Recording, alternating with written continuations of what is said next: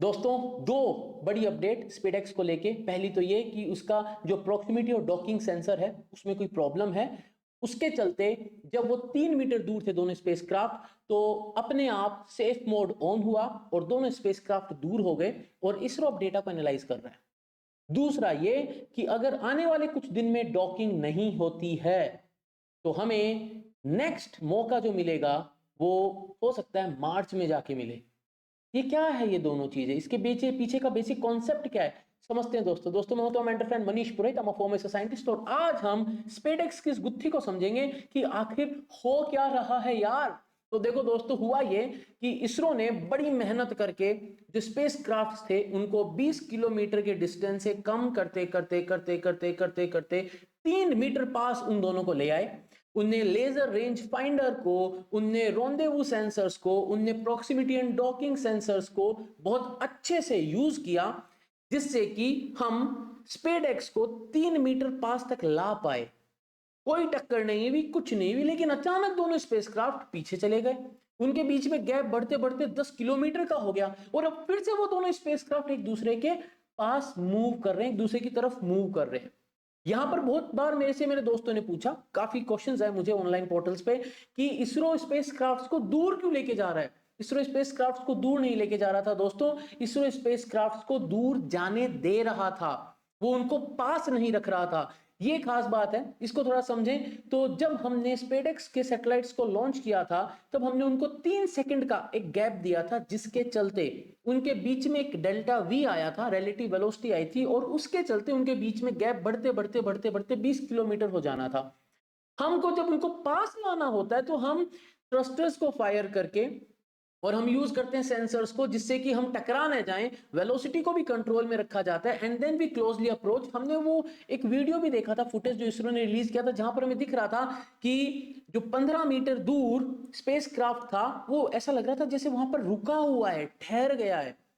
इसको कहते थे ना, इसरो क्या बोल रहा है, अरेस्ट कर लिया है ड्रिफ्ट को। वो दोनों एक साथ ऐसे मूव कर रहे थे उस वक्त कि वो एक डंडी से, एक रस्सी से बंधे हुए हों, बट देन 3 मीटर पास आने के बाद फिर वो दूर चले गए।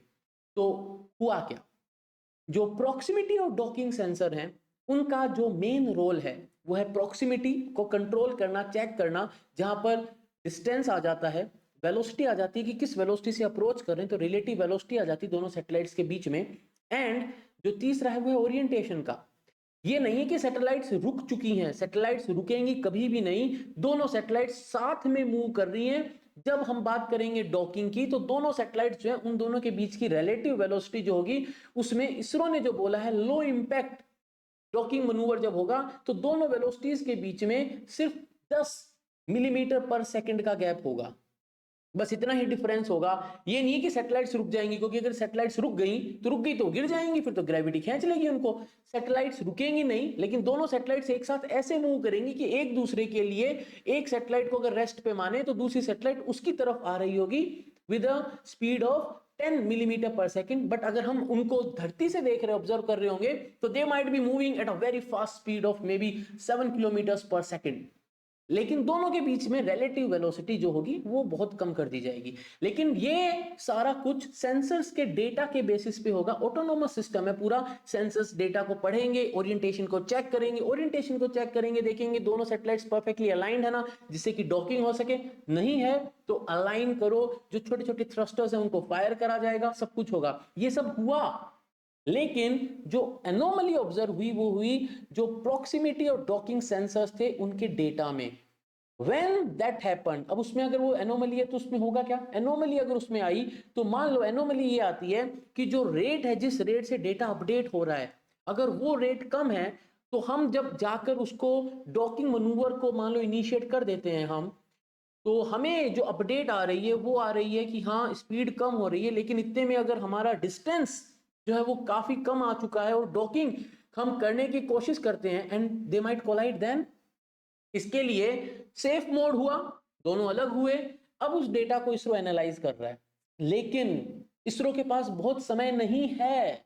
इसलिए नहीं कि फ्यूल कम होने वाला, ये क्वेश्चन भी मुझसे काफी मेरे दोस्तों ने पूछा।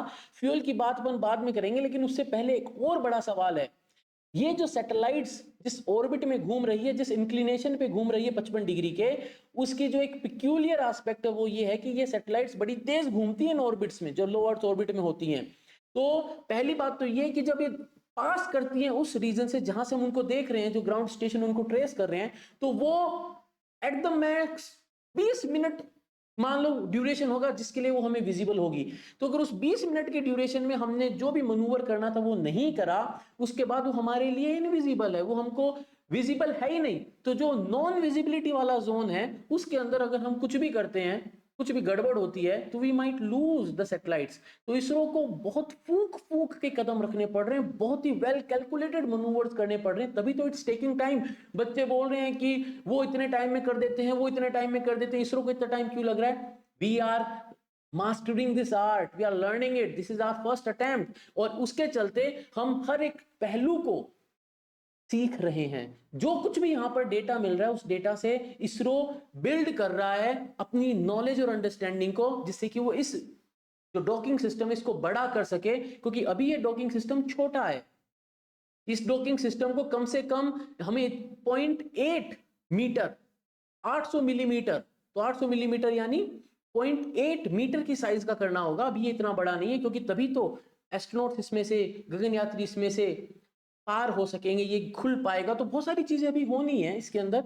बट ऐसा क्यों कि हमारे पास कुछ ही दिन अवेलेबल है और फिर ये स्पेसक्राफ्ट हमें मार्च में दिखेंगे? समझते हैं दोस्तों उस चीज को भी। तो यहाँ पर जो नीचे आप एनिमेशन देख रहे हैं, हमने ये एनिमेशन जो लिया है ये NISAR का, NASA ISRO synthetic aperture radar का एनिमेशन है, जहां पर ये बताया जा रहा है कि किस तरीके से NISAR 12 दिन में पूरी धरती का मैपिंग कर डालेगा। कैसे कर डालेगा? तो क्या वो धरती के चारों तरफ घूमेगा? नहीं, वो अपनी ऑर्बिट में ही घूमेगा, लेकिन उसके नीचे पूरी धरती घूम जाएगी। ये जो ऑर्बिट है ये NISAR की ऑर्बिट है, एग्जैक्टली इसी ऑर्बिट में अपने स्पेसएक्स नहीं है सैटेलाइट्स, लेकिन वो भी लो अर्थ ऑर्बिट है। तो लो अर्थ ऑर्बिट की दो खास बात ये होती है, पहला तो ये कि देखो स्पीड, देखो इसकी, ये जो मूवमेंट है ये इतना तेज है कि बहुत कम ड्यूरेशन के लिए विजिबल होगा हमें, चाहे हम NISAR की बात करें या हम बात करें हमारे स्पेसएक्स के सैटेलाइट्स की। एक पार्ट। दूसरा, जिस इंक्लिनेशन पे स्पेसएक्स वाले सैटेलाइट्स हैं उस इंक्लिनेशन में जब वो गोल घूम रहे हैं धरती के चारों तरफ, तो उनके नीचे से धरती रोटेट हो रही है। वो तो ऐसे ही घूम रहे हैं लेकिन धरती रोटेट हो रही है। तो जब धरती रोटेट हो रही है तो वो अलग अलग एरिया के ऊपर से पास हो रहे हैं। अभी कुछ और दिन तक उनका जो पास होगा वो हमारे ग्राउंड स्टेशन से विजिबल होगा। फिर क्या होगा? फिर जो धरती का मूवमेंट है अपने एक्सिस पे, रोटेशन जो है उसके चलते, और जो इनका ऑर्बिटल मूवमेंट है उसके चलते एक ऐसी सिचुएशन आएगी कि फिर वो सैटेलाइट्स कुछ समय के लिए हमारे ग्राउंड स्टेशन से विजिबल नहीं होंगे। उस समय इसरो कोई भी डॉकिंग अटेम्प्ट नहीं ले सकता। फिर क्या होगा? तो होगा ये कि then after few months again जो सैटेलाइट्स हैं वो फिर से अलाइन हो जाएंगे कि हमें वो हमारे ग्राउंड स्टेशन से ट्रेस करने आसान हो जाए, अवेलेबल हो जाए उनका डेटा द ग्राउंड स्टेशंस, और वो हमें विजिबल हो जाए। विजिबल में भी यहां पर दोस्तों विजिबिलिटी भी जो है वो कुछ मिनट्स की है। ये नहीं विजिबल हो जाएंगे का मतलब ये नहीं कि जैसे आज की मैं बात करूं तो पूरे दिन हमको सैटेलाइट्स दिखते रहते हैं, नहीं, पूरे दिन नहीं दिखते हैं। जब वो पास करते हैं तो उस कुछ ड्यूरेशन के लिए वो हमें दिखते हैं। वो जो ड्यूरेशन है वो कुछ मिनट्स में होता है, तो उन कुछ मिनट्स के लिए हमें वो सैटेलाइट दिखते हैं। वहीं पे इसरो कैलकुलेट करके रखता है कि अब नेक्स्ट स्टेप क्या करना है। And now we are analysing the data, और once data has been analysed तो अगले कुछ दिनों में इसरो पक्का पक्का डॉकिंग अटेम्प्ट करेगा। अगर इशू रिजोल्व हो जाता है, अगर सॉफ्टवेयर इशू है तो उसको रिजोल्व करने की कोशिश की जाएगी। अगर कोई और कैलकुलेशन का कोई फंडा है, कुछ और अपडेट करना है तो वो किया जाएगा। लेकिन अगर कुछ ऐसा इश्यू है जो रिजोल्व नहीं हो सकता, then ISRO might take some tough decisions. But probably ऐसा ही लग रहा है कि ये पूरा जो खेल है ये खेल सिर्फ सॉफ्टवेयर से रिलेटेड होगा, जहां पर जो सॉफ्टवेयर है वो जो अपडेट कर रहा होगा वैल्यूज, उसमें कुछ कंडीशनल प्रोबेबिलिटीज होंगी, तो वो इसरो जैसे ही एक बार उनको रिजोल्व कर लेता है।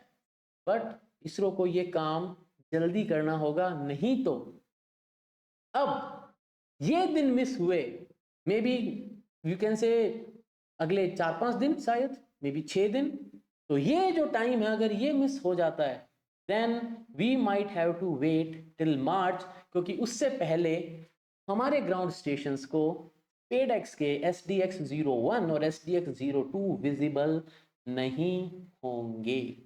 तो दोस्तों ये थी थोड़ी सी टेक्निकल इंटरेस्टिंग बातें अबाउट द SpadeX। अगर पसंद आया तो लाइक शेयर एंड सब्सक्राइब जरूर कर लेना, बेल आइकन जरूर से दबा देना, कमेंट सेक्शन में जरूर से बताना what you think about the possibility of docking. Very important for India, very very important for India. Description जरूर से चेक कर लेना, निम्बस एजुकेशन की ऐप के बारे में बहुत सारी इंफॉर्मेशन अवेलेबल है, वो भी एक्सप्लोर कर लेना। काफी कोर्सेज हैं, एनरोल कर लेना। सोशल मीडिया के लिंक्स हैं, वहां पर जाकर मुझसे कनेक्ट भी कर सकते हैं। दैट इज ऑल दोस्तों from my side, keeping fingers crossed कि आने वाले कुछ दिनों में, इन्हीं कुछ दिनों में इसरो इशू को रिजोल्व कर ले जो सेंसर्स का इशू है, और we might experience the extravaganza. तो गूज़बम्प मोमेंट होने ही चाहिए थोड़े से, फाइन। नहीं तो we might have to wait. अब यहाँ पर अगर वेट करना पड़ा तो एक सवाल आया कि क्या इतना फ्यूल अवेलेबल होगा इन स्पेसक्राफ्ट में कि ये इतने चक्कर काटते रहे और फिर अगर मान लो मार्च में वापस हम अटेम्प्ट लेते हैं तो क्या तब तक फ्यूल अवेलेबल होगा कि स्पेसक्राफ्ट को हम थ्रस्टर फायर करके वापस पास में ले आए? तो आई थिंक इतनी कंटिजेंसी प्लानिंग तो इसरो ने करी होगी। भाई इतना पुराना ऑर्गेनाइजेशन है, और ऐसा नहीं है जब हम स्पेस मिशन डिजाइन करते हैं तो हम ये बोलते हैं नहीं ये तो परफेक्ट जाएगा ही जाएगा। We are always ready for such learning experiences. तो ये लर्निंग एक्सपीरियंस होने वाला है, बहुत अच्छा होने वाला है, क्योंकि इसमें बहुत कुछ सीखने को मिलेगा हमें, और उससे हमारे आने वाले मिशंस जो हैं वो और रोबस्ट बनेंगे। जैसे चंद्रयान 2 से जो सीखा, उसने चंद्रयान 3 को फेलियर सेफ कर दिया, right? So that is all दोस्तों, जल्दी मिलते हैं अगले वीडियो में, तब तक के लिए जय हिंद।